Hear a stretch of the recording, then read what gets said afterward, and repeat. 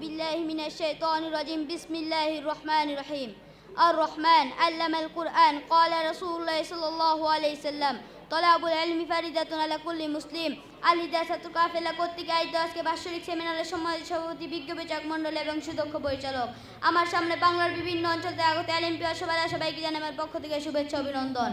প্রিয় উপস্থিতি, আমরা সকলে জানি যে সুশিক্ষা জাতি মেরুদণ্ড।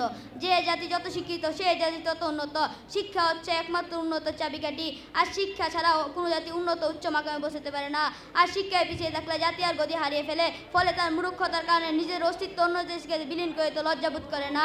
আর এই শিক্ষার দ্বারা উদ্দেশ্য হলো ইসলামী শিক্ষা, যার সম্পর্কে আল্লাহ তাআলা কোরআনে বলেন ইকরা বিসমি রাব্বিকাল্লাযী খলাক, অর্থাৎ পড়ো তোমার প্রভুর নামে যিনি তোমাকে সৃষ্টি করেছে, অর্থাৎ জ্ঞান অর্জন করো। এখানে কোনো দুনিয়াবী শিক্ষার কথা বলা হয়নি, বরং ইহার পরে ইসলামী শিক্ষার কথা বলা হয়েছে, যার সম্পর্কে আল্লাহ তাআলা কোরআনে ইরশাদ করেন আল্লামাল কুরআন, অর্থাৎ তিনি কোরআন শিক্ষা দিয়েছেন। যেখানে আল্লাহ তাআলা কোরআন শিক্ষায় শিক্ষিত করেছেন সেখানে অন্য কোনো শিক্ষার্থী মেরুদণ্ড হতে পারে না। আর যারা কোরআন শিক্ষায় শিক্ষিত হয় তারাই মর্যাদাবান। প্রিয় উপস্থিতি, আমরা লক্ষ্য করে দেখতে পাই দুনিয়াবী শিক্ষার মূল উদ্দেশ্য হলো দুনিয়ার পিছনে মেহনত করা, আর ইসলামী শিক্ষার মূল উদ্দেশ্য হলো মানবতার উপর মেহনত করা, অন্ধকার থেকে আলোর দিকে পরিচালিত করা। রাসূল সাল্লাল্লাহু আলাইহি সাল্লাম দুনিয়াতে আগমন করেছিলেন মানুষকে কোরআনের আলোতে আলোকিত করার জন্য, এবং তিনি বলেন যে আমি চরিত্রকে সুন্দর করার জন্য প্রেরিত হয়েছি।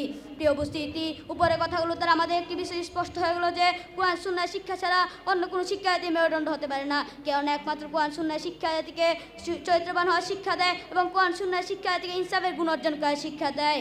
প্রিয় মুহতারাম হাজিরিন, আজ জমিনের উপর ইসলামী শিক্ষা আছে বলে আজ মসজিদের মিনার থেকে আজানের ধ্বনি ভেসে আসে, এবং আজ ইসলামী শিক্ষা আছে বলে আজ আসমানের নিচে জমিনের উপর মসজিদ মাদ্রাসাগুলো রয়েছে। কিন্তু দুঃখের সাথে বলতে হয় আজ ইসলামী শিক্ষার এত অবদান থাকা সত্ত্বেও 90% মুসলমানের দেশে সমাজে এক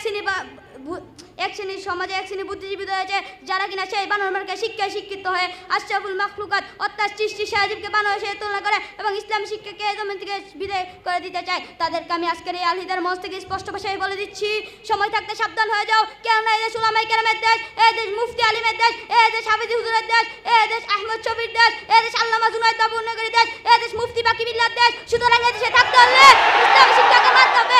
আর যারা ইসলামী শিক্ষাকে ভালো লাগে না তাকে আমি স্পষ্ট ভাষায় বলে দিচ্ছি তোমার দাদার দেশ ভারতে চলে যাও। আরে মুসলমানের দেশে থাকতে হলে মুসলমানের দেশে থাকতে হলে ইসলামী শিক্ষাকে মানতে হবে। পরিশেষে কবির ভাষায় বলে যে শিক্ষা চাই, ইসলামী শিক্ষার বিকল্প নাই। চলো সবাই শিখতে যাই, ইসলামী শিক্ষা ছাড়া উপায় নেই। নাসরুম মিনাল্লাহি ওয়া ফাতহুন করিম। আসসালামু আলাইকুম ওয়া রাহমাতুল্লাহ।